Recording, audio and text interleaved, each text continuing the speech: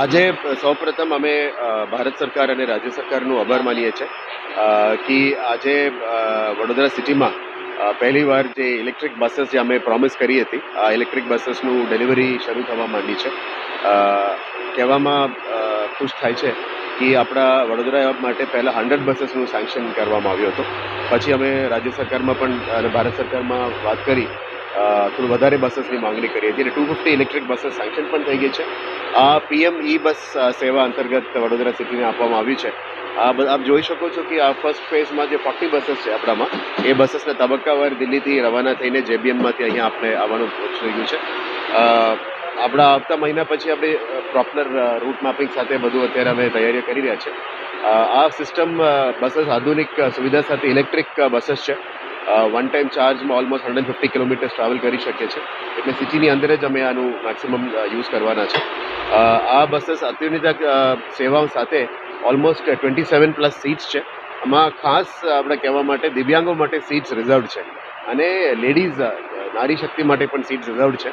Buses મેન્યુફેક્ચરિંગમાં જે લખીને આવી ગયું છે લેડીઝ માટે રિઝર્વ છે. દરેક સીટ્સમાં પણ SOS એમરજન્સી બટન્સ પણ છે. કોઈને પણ કંઈ કહેવું હોય એમરજન્સી હોય એ બટન દબાવીએ તો એલર્ટ સિસ્ટમ આવી શકે છે. ફૂલ્લી એર કન્ડિશનડ બસીસ છે અને દિવ્યાંગો માટે અલગ રેમ્પ પણ આપવામાં આવ્યું છે.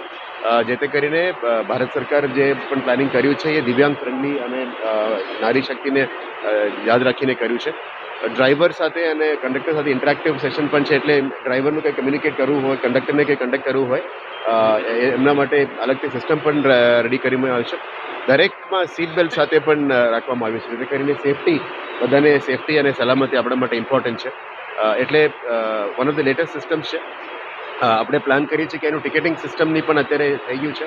રૂટ્સની મેપિંગ પણ થઈ ગયું છે.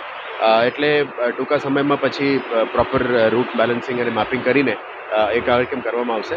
અને સાથે સાથે બસ સ્ટોપ્સમાં પણ જે વધારો કરવામાં જરૂરિયાત છે એમાં પણ અત્યારે ફોકસ કરીશું. જેથી કરીને બસ સ્ટોપ્સમાં પણ લોકોની જે સુવિધાઓ વધારવું જોઈએ એના સાથે એ પણ વધારીશું.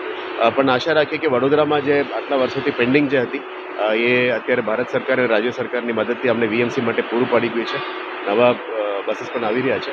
એટલે વી આર હેપી કે આ પહેલા તબક્કામાં ગોત્રી ચાર્જિંગ સ્ટેશન અને આપણા ટ્રાન્સપોર્ટ નગરના જે બીજી ચાર્જિંગ સ્ટેશન છે ત્યાં બંને જગ્યામાંથી સિટીનું બસીસ સર્વિસીસ શરૂ કરીશું.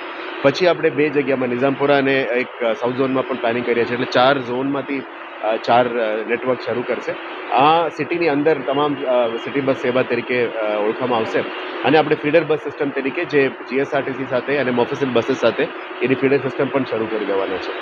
મીડિયાના મિત્રોને આભાર કે આપ આજે આવ્યા અને જે પીએમ ઈ બસ સેવા છે એ વડોદરામાં ટૂંકા સમયમાં અમે ચાલુ કરી દેવાની છે. નોર્મલ બસ અને આ ઇલેક્ટ્રિક બસમાં જે ટિકિટ હોય છે એમાં કેટલો ફરક એ અમે હવે ચર્ચા કરીશું કારણ કે next we will decide in the board કે આનું ટિકિટિંગમાં શું કરવું છે. પણ ભારત સરકારનું સ્કીમ હોય છે એટલે એની અંદર એક બેઝિક મિનિમમ ફેર તો નક્કી કરવામાં આવે છે. પણ આપણે જેટલું કિલોમીટર બેઝડ અમે કરવાના છે કિલોમીટર્સ આધારે આ બધું કરવામાં આવશે. પણ we will ensure that public માટે ઉત્તમ સેવા મળે અને જે પણ મિનિમમ સર્વિસીસ છે જે નોર્મલ પબ્લિક અફોર્ડ કરી શકે એ જ રીતે અમે ડિસિઝન લઈશું જેથી કરીને વડોદરાના નાગરિકો માટે આ સુવિધા પૂરું પાડી શકાય એ રીતે ડિસિઝન લઈશું.